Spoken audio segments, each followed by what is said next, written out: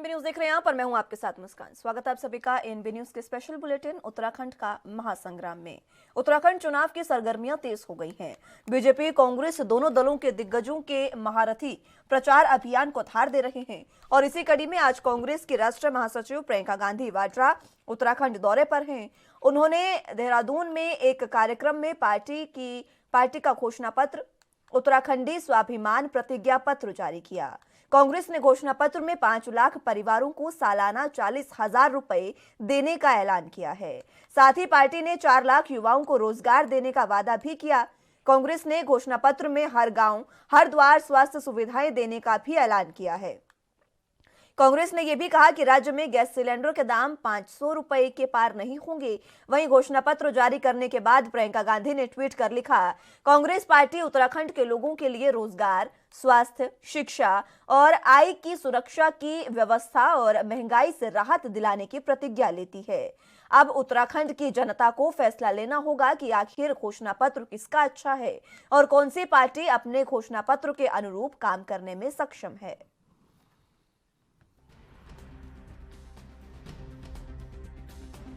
क्या आपको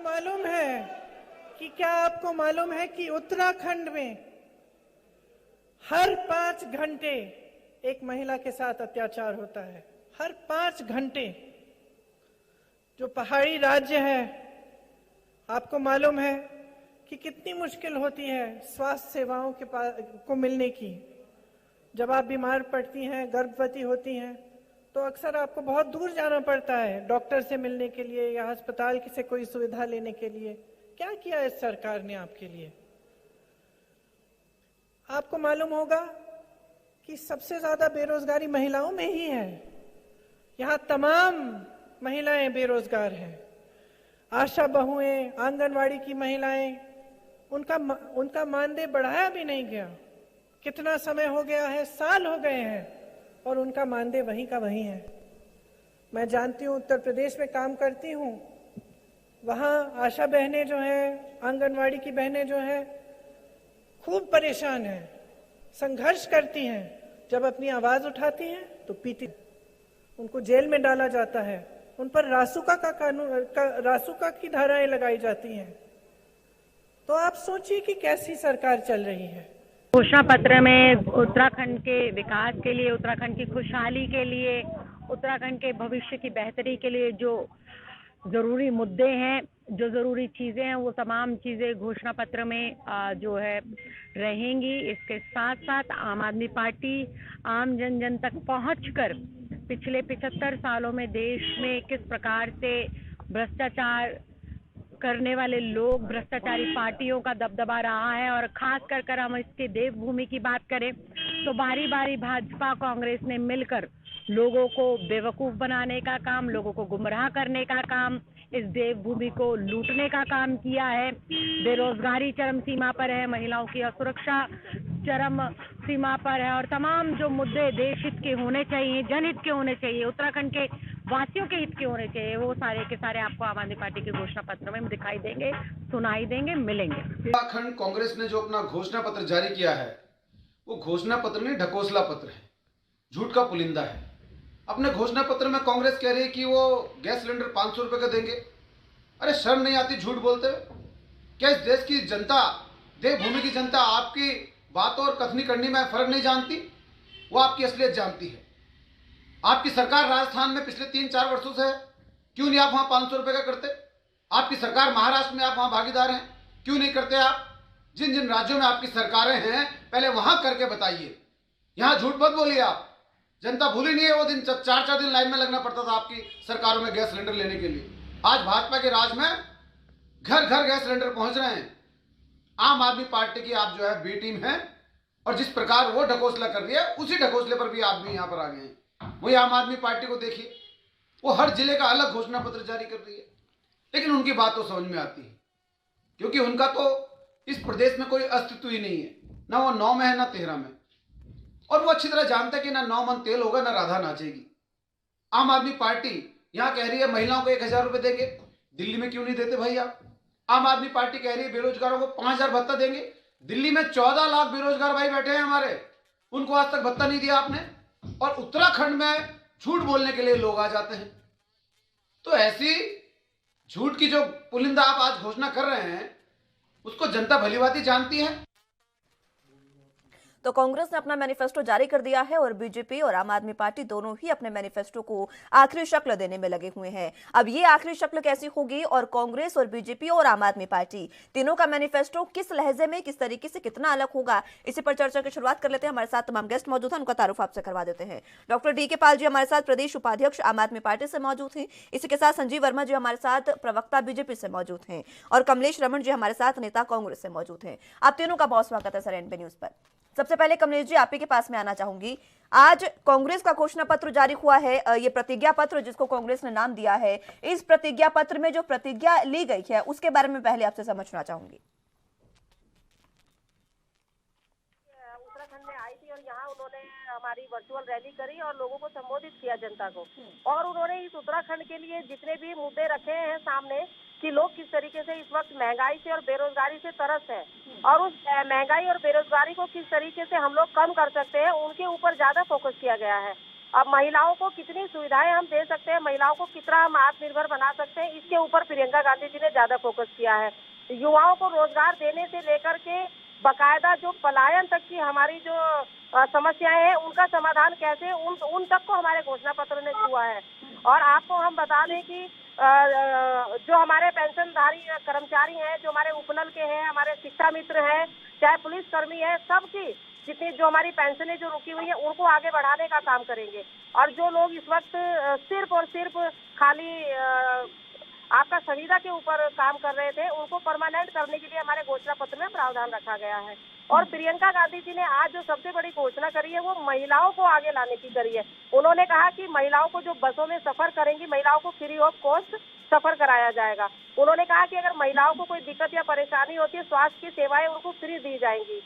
और आपको मैं ये भी बताना चाहती कि युवाओं के लिए जो उन्होंने रोजगार की बात करी है, उस रोजगार को किस तरीके से हम उत्तराखंड के अंदर लाएंगे, इसके ऊपर ज्यादा उन्होंने फोकस किया है। क्योंकि हमारे जो पद खाली पड़े हैं विभागों में, जिसको इसने वर्तमान भारतीय जनता पार्टी ने पदों को खाली छोड़ दिया और बेरोजगार कर दिया हमारे युवाओं को और उनकी कोई भी वैकेंसी नहीं निकाली, तो हम शुरू में ही 1 साल के अंदर अंदर ये वैकेंसियां निकालेंगे और यहाँ पर 20,000 जो हमारे युवा साथी जो बेरोजगार हैं उनको रोजगार देने का काम करेंगे। और जो लोग इसमें थोड़ा सा बच जाएंगे आगे के लिए उनको 6,000 रुपये पर मंथ भत्ता दिया जाएगा। इसलिए कि जब तक उनकी नौकरी कहीं ना लग जाए, उनको एस्टेब्लिश ना कर दिया जाए, तब तक उन युवाओं को कम से कम ये एक राहत देने का काम हमारी जब कांग्रेस की सरकार आएगी 10 मार्च को, उसके बाद ये शुरू करेगी। जी ठीक है। संजीव वर्मा जी आपके पास में आना चाहूंगी। कांग्रेस के मैनिफेस्टो में तो तमाम जिक्र जो जिन चीजों का है वो बता दिया है कमलेश जी ने। बीजेपी का मैनिफेस्टो अभी तक जारी हुआ नहीं है हालांकि,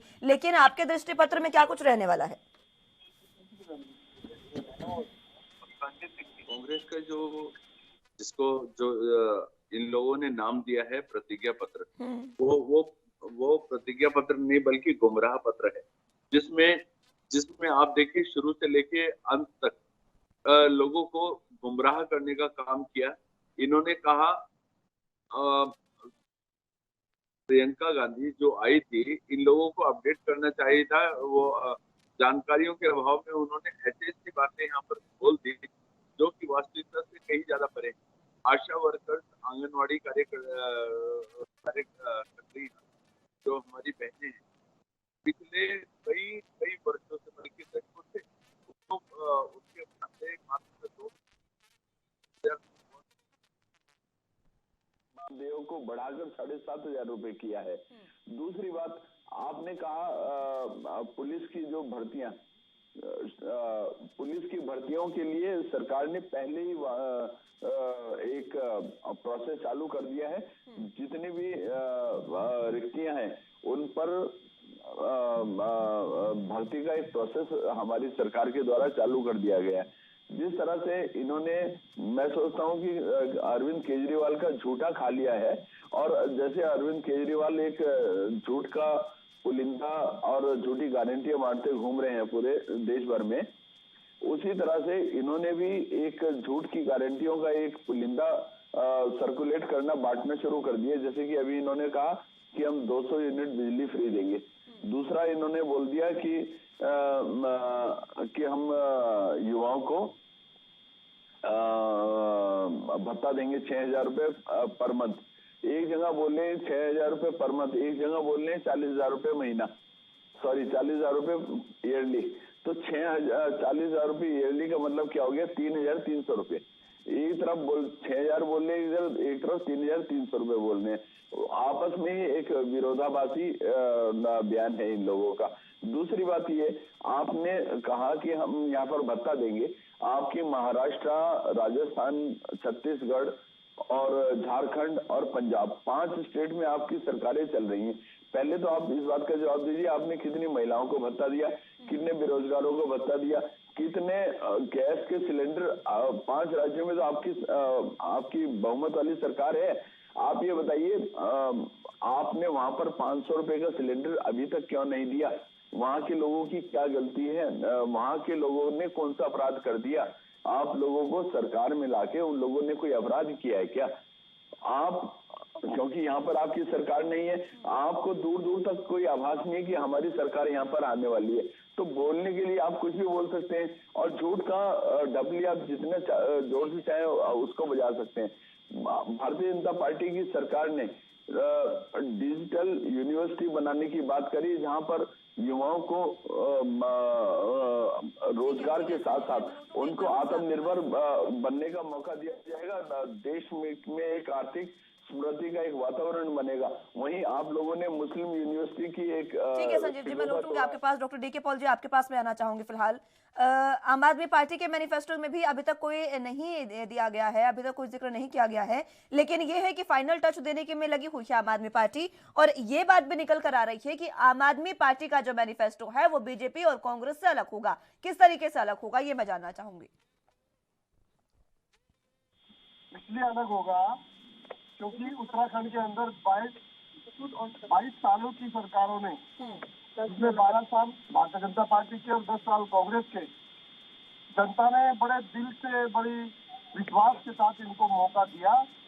और पिछले 10 साल और 12 साल भारतीय जनता पार्टी और कांग्रेस दोनों इसमें फेल हुई इसलिए क्योंकि आज जो राज्य की स्थिति है उसके लिए ये दोनों के दोनों, कांग्रेस पार्टी और भारतीय जनता पार्टी, दोनों इसकी जिम्मेदार है। मैं आपको बड़ी ईमानदारी से बताना चाहता हूँ, अभी हमारी कांग्रेस की बहन बड़ी जोश के साथ में बात कर रही थी, बड़ी हिम्मत के साथ में बात कर रही थी। ये भूल गए हैं कि इनको 10 साल राज्य की जनता ने दिए हैं, बड़ी ईमानदारी से दिए हैं।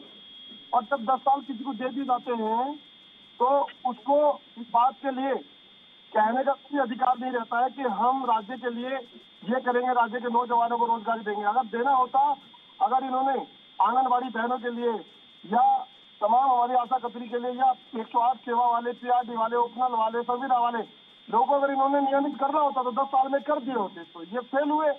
और 12 साल में भारतीय जनता पार्टी के नेताओं को तो शर्म भी किसी चीज की नहीं है। वो हिम्मत करते हैं बोलने की, लेकिन उनके मुंह से आवाज नहीं निकलती है। अरे आप सत्ता में है, आपने राज्य के नौजवानों को ठग लिया है, उनको सड़क पर बेरोजगारी के लिए भटकने को मजबूर कर दिया है। आपने जो हाल आज की डेट में जो है ना राज्य की जनता का नौजवानों का किया है, वो तिल तिल करके तड़प रहे हैं। और बदला लेने की फिराक में 2022 के अंदर जब चुनाव होने जा रहा होगा, वोट डल रही होगी 14 तारीख में, तो निश्चित रूप से आपको सबक सिखाएंगे वो नौजवान। और एक बात और मैं आपको खासतौर से कहना चाहता हूँ, इस राज्य के अंदर, जिस राज्य के अंदर मात्र 20 सालों में केवल और केवल 5 मुख्यमंत्री, 4 मुख्यमंत्री होने चाहिए थे, इन्होंने 12 मुख्यमंत्री बदल दिए। अरे आप चूहे बिल्ली का खेल खेल रहे हैं, केवल राज्य के हित की कोई बात नहीं कर रहा है, विकास के लिए कोई बात नहीं कर रहा है। राज्य के अंदर शिक्षा की व्यवस्था कितनी चीज पर आ गई है, हमारे स्कूल बंद होते जा रहे हैं, स्वास्थ्य की सेवा बिल्कुल खत्म हो गई है पहाड़ के अंदर। अरे हमारे राज्य में तो में क्यों लिया था?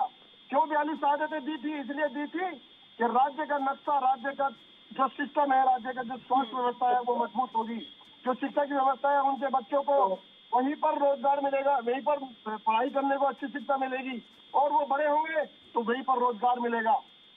आपने जिस हालत में उत्तराखंड को लाके खड़ा कर दिया है, आप दोनों कांग्रेस और भारतीय जनता पार्टी दोनों जिम्मेदार है। 72,000 करोड़ रुपए का हो गया 72,000 करोड़ रुपए का कर्जदार बना दिया आपने।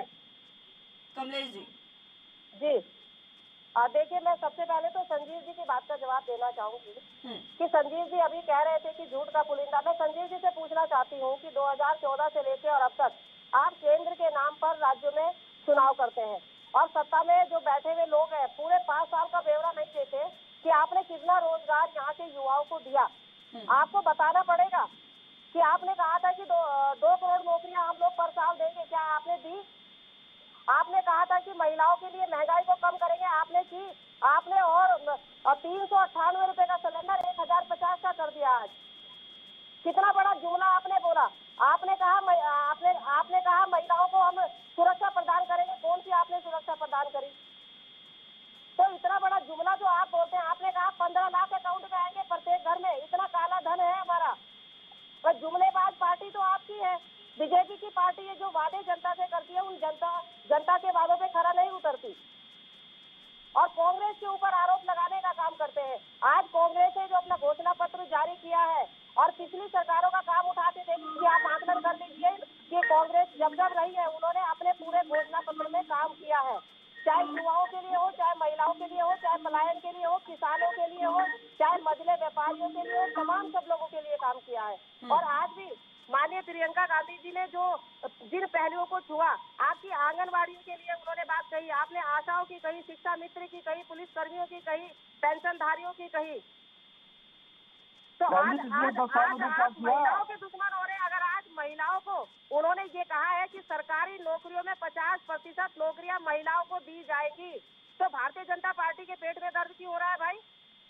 अगर महिलाओं को नौकरियां दी जा रही है तो इनको क्यों परेशानी हो रही है? ये कांग्रेस का विजन है। कांग्रेस रोजगार दे सकती है, कांग्रेस महंगाई को कम कर सकती है, कांग्रेस युवाओं को आगे बढ़ा सकती है, कांग्रेस महिलाओं की सुरक्षा कर सकती है। कांग्रेस ने महिलाओं को उम्मीदवारी तो नहीं दी, लेकिन कांग्रेस ने 10 साल में क्या किया वो बताइए ना बहन जी। 10 साल में क्या किया कांग्रेस ने? आप अगर यहाँ बैठे हैं ना आज स्टूडियो में तो ये कांग्रेस की देन है। आप क्या दिया नहीं? हमें स्टूडियो नहीं चाहिएगा, नौजवानों के लिए रोजगार चाहिए बहन जी।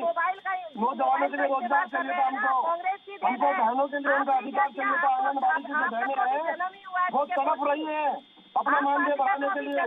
मलिन बच्चों के लोग आपके झूठे वादों के कारण रोज डर रहे हैं। राज्य के किसान तड़प रहे हैं। आपने कौन सा ऐसा काम किया? अभी तो ऐसा कोई सा आपने काम नहीं किया।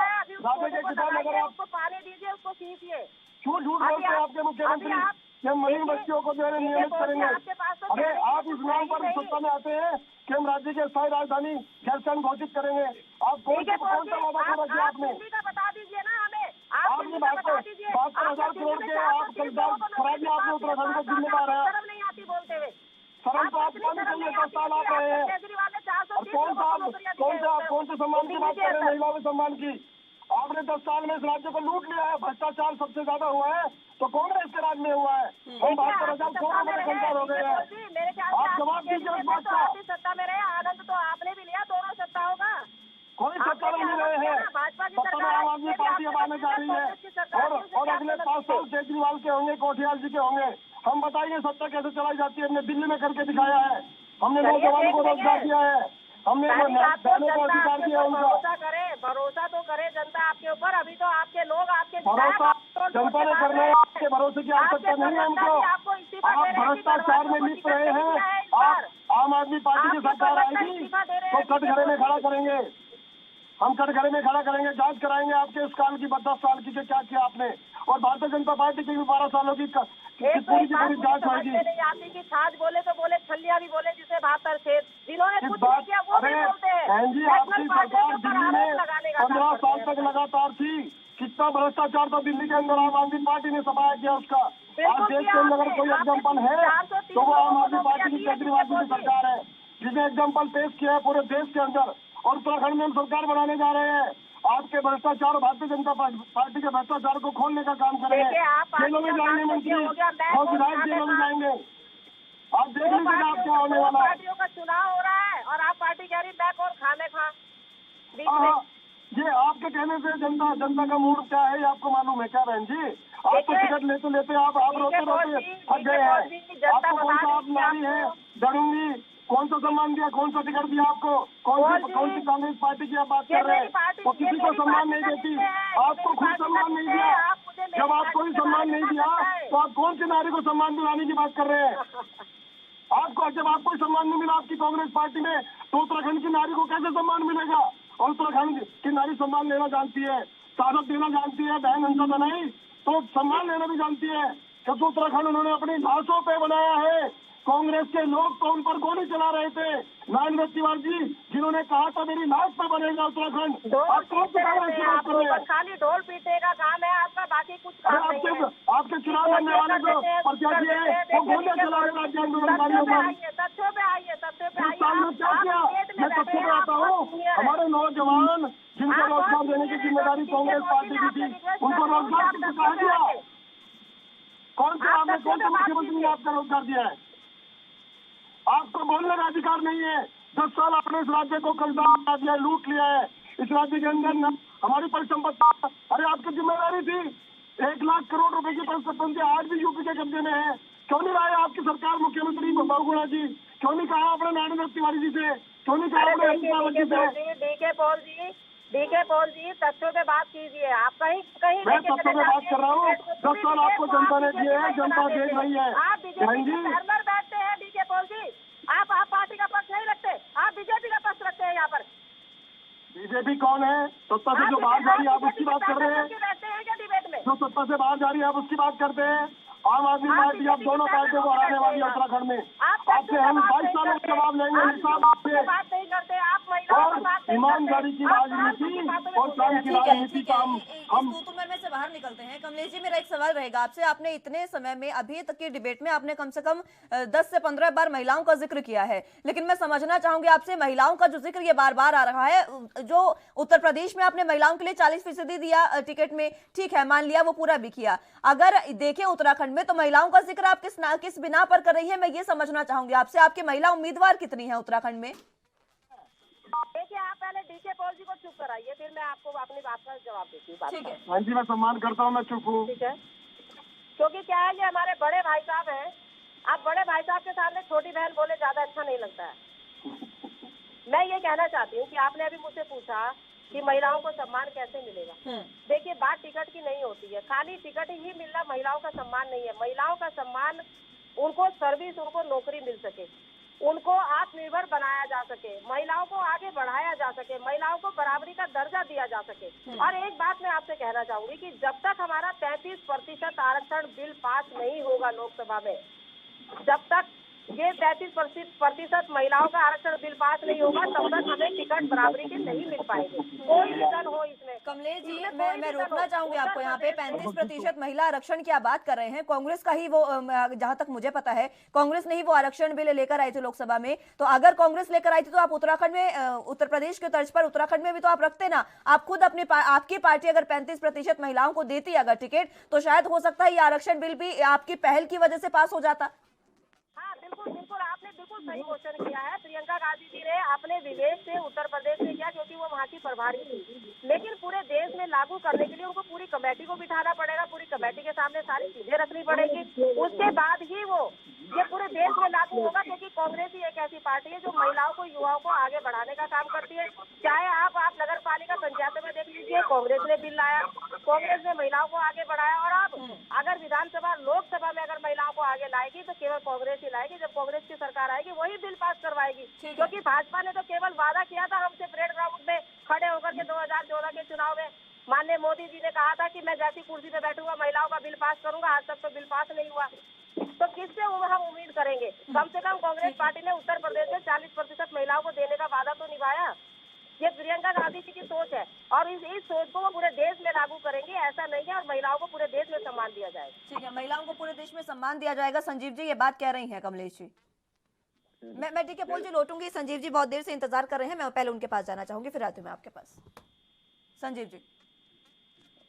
मुस्कान जी, देखिए, बोलने में और करने में बहुत अंतर होता है। मैं अपनी बहन रमन जी से पूछना चाहता हूँ, आप कांग्रेस की 5 उपलब्धियां बताइए। आपकी भी 10 सालों में 8 साल डबल इंजन की सरकार रही। आप बताइए, आपकी डबल इंजन सरकार ने उत्तराखंड की बेहतरी के लिए क्या कार्य किए? हमारी सरकार ने तो जबरदस्त एक इंफ्रास्ट्रक्चर का डेवलपमेंट किया। हमारी सरकार लगातार केंद्र पोषित योजनाएं 1 लाख करोड़ की आज उत्तराखंड में चला रही है। नए नए रोड्स हम दे रहे हैं, नए नए रेल लाइन्स हम बिछा रहे हैं, फ्लाईओवर्स के हमने जाल बिछा दिए, डाटा के नए नए हम लूप्स लगा रहे हैं, जिससे हमारा आईटी सेक्टर को बढ़ावा मिलेगा। और आप स्वास्थ्य इंफ्रास्ट्रक्चर देखिए, हमने 2 एम्स उत्तराखंड को दिए हैं, 24,000 सरकारी नौकरी हमने युवाओं के लिए यहाँ पे सृजित की हैं, जिनमें परीक्षाएं हो चुकी हैं। और पुलिस की जो रिक्त पद थे उन पे हमने नौकरियां निकाल चुके हैं, एक प्रोसेस में है। और जिस तरह से आप लोग झूठे वायदे कर रहे थे, झूठी कपोल कल्पित एक प्रचार प्रसार कर रहे थे, जितनी आशा बहनें, आंगनवाड़ी बहनें, उनका मानदेय हम लोग ऑलरेडी 2,000 से 7,500 कर चुके हैं। ये कहने की बात नहीं है।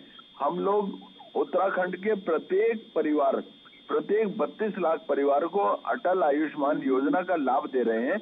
ये कहने की बात नहीं, हमने धरातल पे किया है, और जिसका लाभ उत्तराखंड की प्रत्येक जनता प्राप्त कर रही है। महिलाओं को अपनी पैतृक संपत्ति में आधे का अधिकार, ये केवल पहली बार भारतीय जनता पार्टी की सरकार द्वारा ये किया गया है।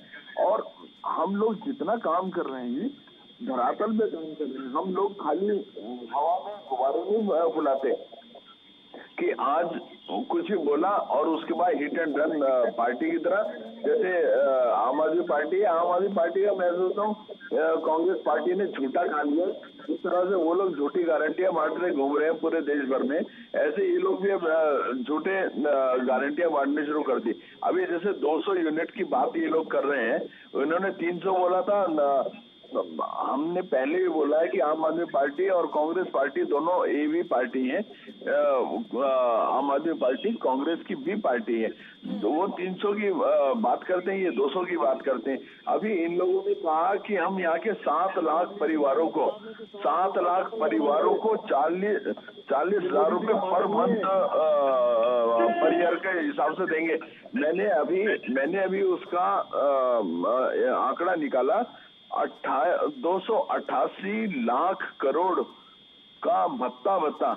और जबकि आपको जान के बड़ा ताज्जुब होगा कि 10,500 करोड़ मात्र यहाँ का रेवेन्यू प्राप्त होता है उत्तराखंड का, जो हमारे संसाधन है। तो आप लोग कहाँ से देंगे? आपके पास कोई रोड मैप है उसे बांटने का? और यदि ऐसी वाली बातें, आप लोग इतने ईमानदार हैं, तो आपको ये सारे काम पहले जो आपके 5 राज्यों में सरकारें चल रही हैं, वहाँ पे आपको इम्प्लीमेंट करनी चाहिए।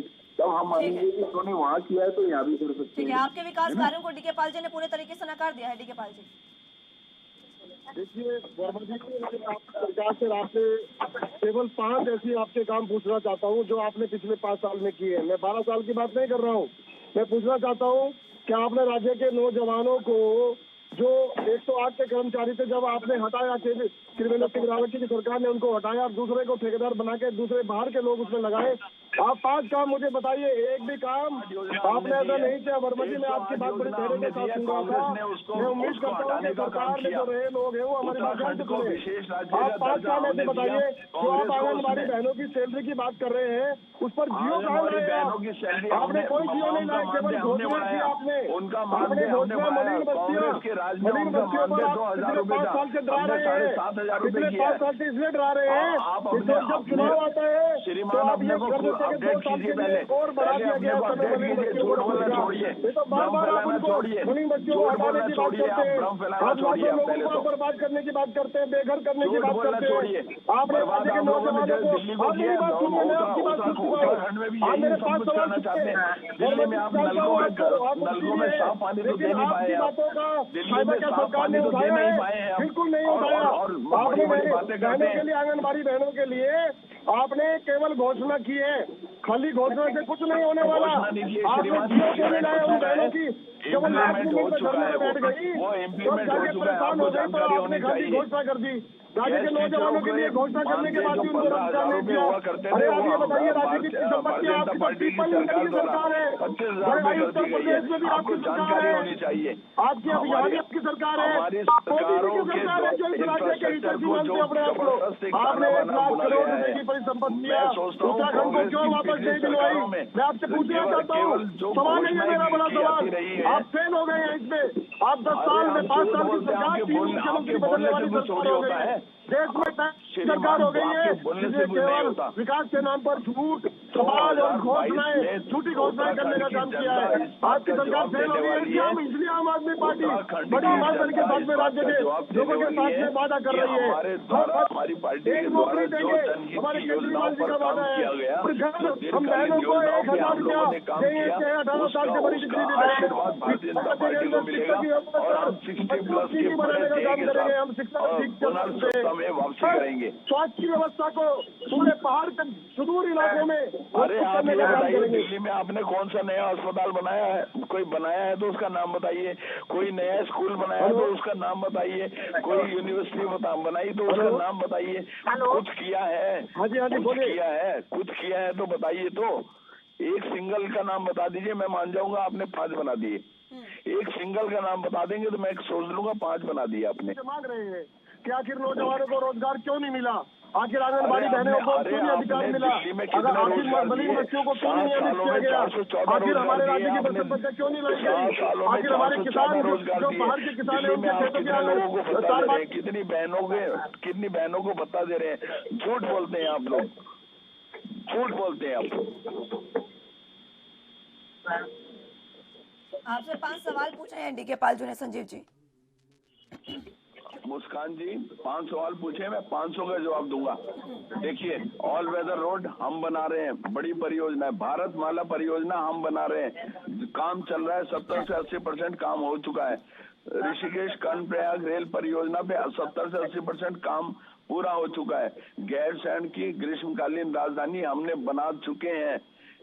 गैरसैंण की ग्रीष्मकालीन राजधानी हम बना चुके हैं। हमने घोषणा नहीं करी, धरातल पे काम किया है। आंगनवाड़ी बहनों के लिए हमने काम किया है, उनका मानदेय बढ़ाने का हम लोगों ने काम किया है। होम स्टे की बड़ी परियोजना हम उत्तराखंड में हम लागू कर चुके हैं।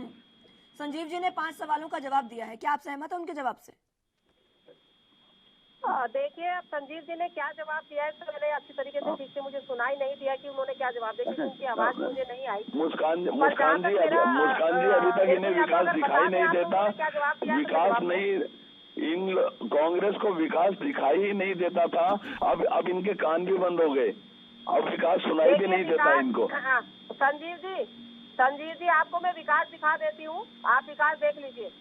आप फैसल बाजार में जाइए, स्मार्ट सिटी के नाम पर विकास देख लीजिए, कितना विकास आपने किया है।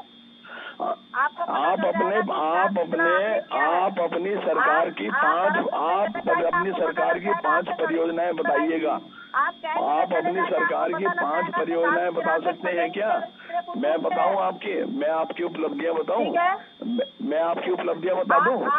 आपकी उपलब्धि थी ट्रांसफर उद्योग, दलाली उद्योग, डेनिस की शराब की कालाबाजारी का उद्योग, जिसमें आपके हरीश रावत जी ने करोड़ों रुपए का आबकारी विभाग को डेंट पहुंचाने का काम किया।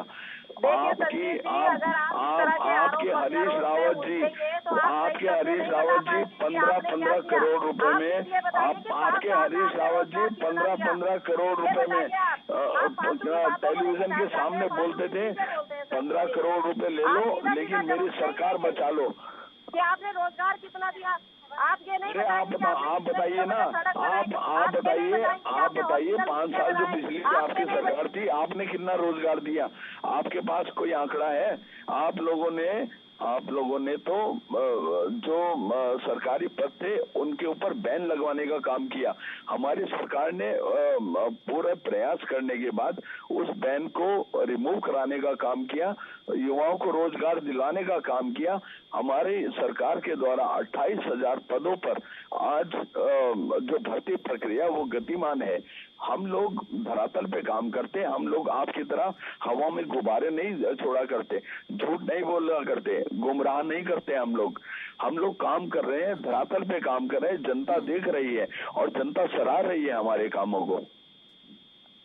ठीक है, जनता कामों को सराह रही है, लेकिन आपके काम धरातल पर ना तो विपक्ष को दिख रहे हैं, ना आम आदमी पार्टी को दिख रहे हैं और ना ही कांग्रेस को दिख रहे हैं। उसका कारण भी समझा दीजिए।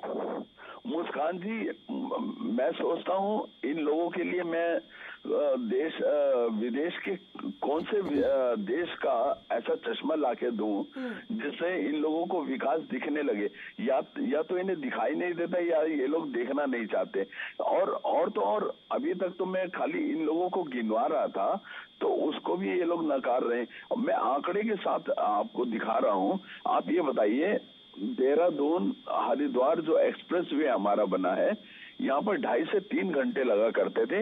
आज एक्सप्रेस वे बनने के बाद वो हमारी यात्रा की दूरी कम से कम 8 किलोमीटर कम हुई है और साथ ही साथ हम 40 मिनट में वहां पहुंच रहे हैं। जो हमारा दिल्ली से देहरादून का एक नया एक्सप्रेस हाईवे बनने जा रहा है, वो केवल एक यात्रा का गंतव्य का एक मार्ग ही नहीं, बल्कि weekend destination, weekend tourism destination के रूप में एक उत्तराखंड को एक बहुत बड़ा आर्थिक समृद्धि का, एक रोजगार सृजन का एक बहुत बड़ा एक साधन बनने जा रहा है। जब 2 घंटे 2.5 घंटे लगा करेंगे तो दिल्ली का और हरियाणा का और एडजॉइनिंग पंजाब का जो टूरिस्ट हैं वो हर शुक्रवार शनिवार यहाँ पर आकर 2-3 दिन की छुट्टी मना के जाएगा वापस। तो हमारा टूरिज्म सेक्टर में 4 चांद लग जाएंगे। हमारे युवाओं को रोजगार मिलेगा, नए रोजगार के हम लोग सेटअप बना पाएंगे। आप ये देखिए, ये लोग तो देखना ही नहीं चाहते मैडम, इन्हें क्या बोले, इन्हें क्या बोला जाए। ठीक है कमलेश जी, तो संजीव जी कह रहे हैं कि ये लोग विकास देखना नहीं चाहते हैं, वरना विकास तो बहुत हुआ है। देखिए, विकास अगर हम लोगों को दिखाई देगा तभी तो हम बताएंगे कि विकास किया है संजीव जी ने। आप उत्तराखंड में चले जाइए, पूरे पहाड़ों क्षेत्रों में कहीं भी चले जाइए, आप इनसे पूछ लीजिए कि इन्होंने कौन सा डिग्री कॉलेज, कौन सा इंजीनियरिंग कॉलेज बनाया है और कितने लोगों को रोजगार दिया है। देखिए, सबसे बड़ी बात सिर्फ यहीं पर आ जाती है कि कितना इन्होंने पलायन रोका, कितने जो कोरोना से पीड़ित लोग हमारे दिल्ली से वापस यहाँ आए, बॉम्बे से वापस यहाँ आए, कितने लोगों को एम्स दिखाई देता है आपको, या वो भी नहीं दिखाई देता?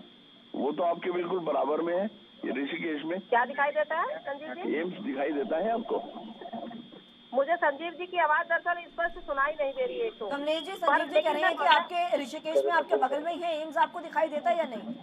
देखिए, ये एम्स आपकी देन नहीं है, आप इतना बड़ा झूठ ना बोलिए, आप इतना बड़ा झूठ ना बोलिए। ये एम्स आपकी देन नहीं है, आपको बोलने से पहले समझना पड़ेगा ये एम्स किसकी देन है।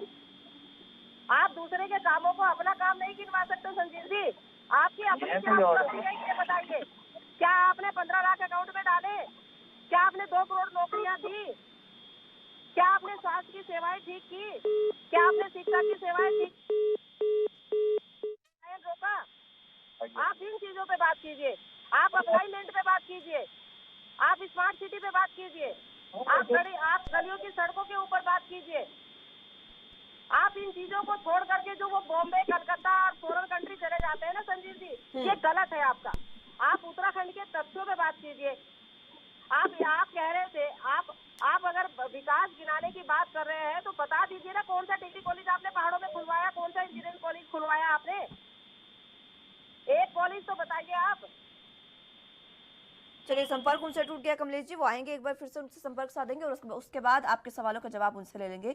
लेकिन फिलहाल महिलाओं का जिक्र अगर मैं एक बार फिर से करूं तो महिलाओं का बार बार जिक्र इसलिए हो रहा है क्योंकि देखिए, कांग्रेस में महिलाओं को लेकर बार बार ये बात उठ रही है कि हम महिलाओं को सशक्त बनाने की कोशिश कर रहे हैं, महिलाओं को सक्रिय करने की कोशिश कर रहे हैं, महिलाओं को आत्मनिर्भर करने की कोशिश कर रहे हैं। लेकिन महिलाएं आपके पार्टी की आत्मनिर्भर मुझे लगती दिखाई नहीं दे रही है। आशा टंटा जी बहुत ज्यादा नाराज था, उनका टिकट कटा और वो बहुत से ऐसे विधायक, बहुत से ऐसे दावेदार थे जो महिलाएं हैं जिनको उम्मीद थी कि बतौर महिला उनको ये टिकट मिलेगा और वो ज्यादा सक्रिय भूमिका में भी थी। देखिए, मैं जहाँ तक आपको बताना चाहती हूँ महिलाओं के आत्मनिर्भर होने की बात, तो महिलाएं अपने आप में आत्मनिर्भर खुद में खुद हो सकती है। जब महिलाएं काम करती है, क्षेत्रों में जाती है, कई नौकरियां करती है, दफ्तरों में, कंपनियों में काम करती है, तो वो खुद ही आत्मनिर्भर हो जाती है। और रही बात की पार्टी संगठन ने महिलाओं को आत्मनिर्भर तो आपको अपनी पार्टी की महिलाओं को भी तो आत्मनिर्भर बनाना होगा ना, उनको दावेदारी देकर।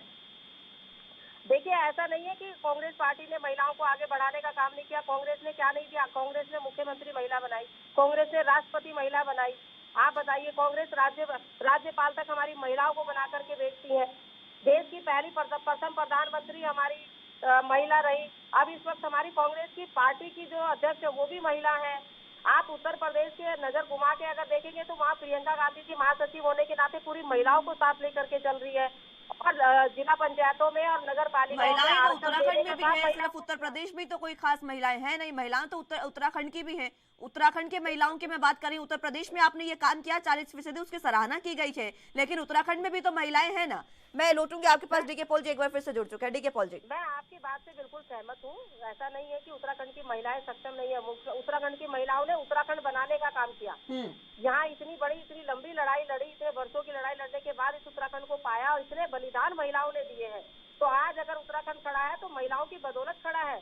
तो महिलाओं को अगर सम्मान देने की बात है तो कांग्रेस पार्टी उन्हें सम्मान देगी और दे भी रही है आगे चल के। और रही बात महिलाओं को केवल विधानसभा लोकसभा में पहुंचाने की, तो वो मैं आपको बता दूं कि जब तक हमारा 33% आरक्षण बिल पास नहीं होगा लोकसभा में विधिवत तरीके से, कानूनी तरीके से, तब तक महिलाओं को कोई भी राजनीतिक दल बराबरी का दर्जा नहीं दे। आप अगर अपनी पार्टी में महिलाओं को बराबरी का दर्जा दे दें तो शायद देख देख में ही दूसरी पार्टियां भी दे देंगी, लेकिन आप अपने आरक्षण बिल की बात बार बार, कमलेश जी, आरक्षण बिल की बात बार बार आप कर रही हैं। आप अपनी पार्टी में तो महिलाओं को पहले सशक्त करिए, आत्मनिर्भर बनाइए, शायद आपका आरक्षण बिल भी इसी वजह से पास हो जाए। डीके पॉल जी, बिल्कुल बिल्कुल, हमारी ही पार्टी इसको बिल को पास करेगी और वो संगठन में भी महिलाओं को आरक्षण दे रहे हैं और विधानसभा लोकसभा में भी आरक्षण हमारी पार्टी शुरुआत करेगी। उसके बाद बिल पास होगा तब होगा। ठीक है, फिलहाल हमारे संगठन के हिसाब से हमारी पूरी कमेटी बैठेगी और पूरे देश की महिलाओं को। ठीक है, डीके पॉल जी आपके पास में आना चाहूंगी, आप अपनी बात रखें। जारी करी थी उस दिन कमलेश जी पानी पी पी कर कांग्रेस को कोस रही थी कि 40% का वादा करके इस राज्य के अंदर राज्य आंदोलनकारियों का चिन्हीकरण हुआ है, लेकिन आज भी वो राज्य आंदोलन करने वाली बहनें अपने उस चिन्हीकरण के सम्मान के लिए दर दर भटक रही है। कांग्रेस ने आज तक उनको चिन्हीकरण करके उनको सम्मान दे करके उनका सम्मान नहीं दिया, तो और कौन से सम्मान देने की बात कर रहे हैं आप। और मैं आपसे बात जानना चाहता हूँ, हजारों बहनें हमारी आंगनबाड़ी में और हमारी आशा खत्री की बहनें हैं, वो आपके समय काल में भी तड़प तड़प के आंदोलन में बैठती रही, बारिश में बैठी, आपकी सरकार के मंत्री तक वहां पर आए, लेकिन उन्होंने उनको न तो नियमित करने की, परमानेंट करने की बात करी और न उनको मानदेय बढ़ाने की बात की। दूसरी तरफ भारतीय जनता पार्टी झूठे घोषणा करके और अपनी पीठ थपथपा रही है, चुनाव में फायदा लेना चाहती है। वो बहनें सबक सिखाएंगी आपको और कांग्रेस पार्टी को, दोनों को, क्योंकि आपने उनका सम्मान नहीं किया, उनका अपमान किया है। अरे हंसाधर ने सीने पे गोली खाई थी, इसलिए राज्य बना। आप भूल गए, आपने उनके साथ की बहनों को चिन्हीकरण से वंचित कर दिया, अपमान कर दिया राज्य आंदोलनकारियों का। अरे उनके कोई भी सरकार एक क्षैतिज आरक्षण लेकर के आई उनके लिए 10% का, और वो सरकार आते आते कांग्रेस के लास्ट मोमेंट पे ही 2017 से पहले ही क्षैतिज आरक्षण छीन लिया गया। भारतीय जनता पार्टी ने उस पर बैन लगा दिया और झूठ मूठ में आप हाई कोर्ट जा रहे हैं कि हम ये करेंगे वो करेंगे। अरे क्षैतिज आरक्षण से बहनों के उन बच्चों को सम्मान मिलता जिन्होंने इस राज्य के लिए शहादत दी है, तो आपने सम्मान कहाँ किया बहनों का। आंगनबाड़ी की बहनें तड़प रही हैं, आशा खत्री की बहनें तड़प रही हैं, हमारी बहनें, हमारे बच्चे जिनको यहाँ सही शिक्षा प्राप्त नहीं हुई, वो दिल्ली में जाकर के अपनी शिक्षा लेकर के बहनें दूसरे राज्यों में नौकरियां कर रही हैं। आप आत्मनिर्भर कह रही है कि उत्तराखंड की देश की बहनें हमारी आत्मनिर्भर है, सक्षम है। अरे सरकार की जिम्मेदारी क्या है ये बताइए ना। आपने कितनी बहनों को रोजगार दिया, कितनी वैकेंसी निकाली, कितने उनके वादे पूरे किए जो आपने उनसे किए थे, वो उस बात का जवाब दीजिए ना 10 साल में। कमलेश जी तो ये बात, कमलेश जी तो एक बात ये कह रही हैं कि जब तक महिला आरक्षण जो बिल है वो पेश नहीं होता, पूरे तरीके से पास नहीं होता 35% आरक्षण का, तब तक महिलाएं पूरे तरीके से आत्मनिर्भर नहीं हो सकती है। संजीव जी।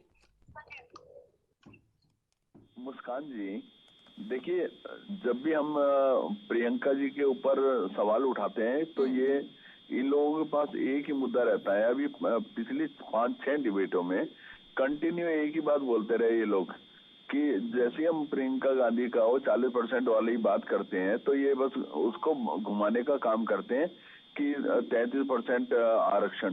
भाई आपकी सरकार लगातार 10 साल यूपीए की सरकार रही सेंटर में, आप लोगों के पास राज्यसभा में बहुमत था, आप चाहते तो सब कुछ कर सकते थे, क्यों नहीं किया आप लोगों ने? क्योंकि मंशा नहीं थी, इच्छा शक्ति नहीं थी। दूसरी बात ये, लड़की हूँ लड़ सकती हूँ, इस मुद्दे को लेकर जो 40% की बात करी गई थी, और इनके जो यहाँ के बड़े नेता हैं, इनके जो प्रदेश प्रभारी मिस्टर यादव और हरीश रावत जी और बाकी के इनके जितने बड़े नेता हैं, इनके प्रदेश अध्यक्ष हैं, उन्होंने कहा हम लोग दावे के साथ 20% तो यहाँ की महिलाओं को टिकट देंगे ही देंगे।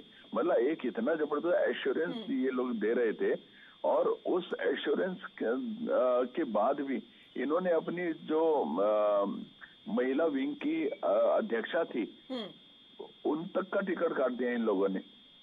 उसके बाद अभी जो हमारी कमलेश बहन जो अभी कांग्रेस का पक्ष रख रही हैं, जिस रोज कांग्रेस की पहली लिस्ट जारी हुई थी, ये बड़े बड़े आंसू टपका रही थी, बहुत बड़े बड़े टेसू दिखा रही थी कि कांग्रेस पार्टी झूठ बोलती है, कांग्रेस पार्टी सिर्फ टिकट नहीं मिला, टिकट नहीं दिया। अरे टिकट, आप टिकट से ज्यादा उनको रोजगार दे देते तो बहनों का सम्मान हो जाता। और आज जब उन्होंने इनको एक झूठा लॉलीपॉप पकड़ा दिया एक पद का, तो आज आप वो प्रियंका की आगे खड़ी होने लगी। दूसरी बात कांग्रेस पार्टी जिस तरह एक समुदाय विशेष को अपनी ढाल बनाकर, और उसको मात्र इन लोगों ने पिछले 70 सालों में एक वोट बैंक के रूप में इस्तेमाल किया। और यूपीए गवर्नमेंट में आपके जो मनमोहन सिंह की सरकार थी, जी ने प्रधानमंत्री रहते हुए ये बोला था कि देश के संसाधनों पर 12% का पहला अधिकार अल्पसंख्यकों का है। मैं अब पूछना चाहता हूं कांग्रेस पार्टी से, आपने अल्पसंख्यक भाइयों के लिए कौन से आपके पास उनके उच्चीकरण के लिए, उनको ऊपर उठाने के लिए ऐसा कौन से काम करे? कोई एक काम तो बताइए। चलिए एक काम कोई बता दीजिए कमलेश जी जो आपने किया हो। और इसी के साथ संजीव जी आरोप आप पर लगा रहे हैं कि कांग्रेस की जब पहली लिस्ट जारी हुई उस समय आप ही थी जो मोटे मोटे आंसू रो रही थी कि आपको टिकट नहीं मिली, ऐसी बात कही है संजीव जी ने। देखिए, पहली बात तो मुझे संजीव जी से कोई सर्टिफिकेट लेने की आवश्यकता नहीं है कि जब मेरी पार्टी ने मुझे टिकट नहीं दिया तो मैंने अपने प्लेटफॉर्म पर अपने नेताओं से बात की और फूट कर मैंने संजीव जी के सामने तो नहीं रोई मैं। और दूसरी बात, महिलाओं को इन्होंने कितना सम्मान दिया है ये तो संजीव जी खुद भी जानते होंगे कि इनके महामंत्री महिलाओं को नौकरी दिलाने के नाम पे सालों साल तक उनका शोषण करते हैं। फिर इनके नगर अध्यक्ष कहते हैं कि महामंत्री की भी नीड होती है, तो इनको तो कुछ शर्म आनी चाहिए महिलाओं के बारे में इस तरीके की बात करते हुए। और इनकी खुद की प्रदेश अध्यक्ष भी नागपुर से लेकर के नागालैंड पता नहीं कहाँ तक बेचारी गई, तब जाके उनको कोर्ट द्वार से टिकट दिया। अगर आप दूसरों पे आरोप लगाते हैं तो पहले अपने गिरबान में भी तो आपको झांकना पड़ेगा कि आप क्या कर रहे हैं। अरे ठीक है, महिलाओं को अगर कांग्रेस पार्टी ने इस बार महिलाओं को कम टिकट दिया है तो ऐसा नहीं कांग्रेस ने महिलाओं को सम्मान करना शुरू किया है। महिलाओं को आरक्षण दिया है पंचायतों में, नगर पालिकाओं में, यशपाल आर्य और संजीव आर्य का कद इतना बड़ा है कि आपने अपनी महिला अध्यक्ष का टिकट काट दिया उनके दबाव में आकर। महिलाओं के साथ में क्या ये अपना सम्मान दे पा रहे हैं? महिलाओं को उतना सम्मान दे पा रहे हैं? क्या ये उन महिलाओं की बात कर पा रहे हैं जिन महिलाओं का शोषण हुआ है?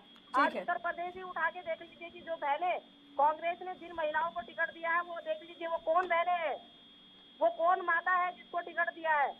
ठीक है इस सवाल के साथ मैं संजीव जी आऊंगी आपके पास, लेकिन उससे पहले डीके पॉल जी कुछ कहना चाह रहे हैं, मैं उनकी बात सुनना चाहूंगी।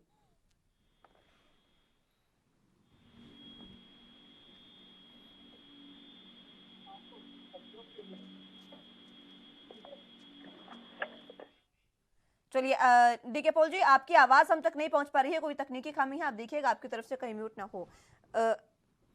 संजीव जी आपके पास मैं आना चाहूंगी। कमलेश जी ने सवाल पूछा है आपसे, आपने अपनी महिला उम्मीदवारों के लिए क्या कुछ किया ये बता दें उन्हें।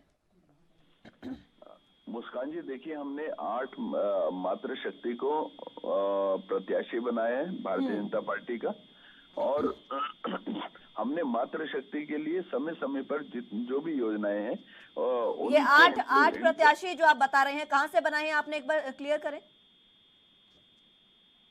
अच्छा, मैं गिनती कराऊं आपको? गिनती नहीं, मैं कह रही हूँ, मैं जानना चाह रही हूँ आप उत्तर प्रदेश की बात करें, उत्तराखंड की बात करें, 8 महिला प्रत्याशियों की। उत्तराखंड की बात कर रहा हूँ मैडम। उत्तराखंड में आपने 8 महिला प्रत्याशियों को बनाया, कुल सीटें 70 है, कुल सीटें 70 है ना उत्तराखंड में जी, उसमें से मात्र 8 महिला प्रत्याशी।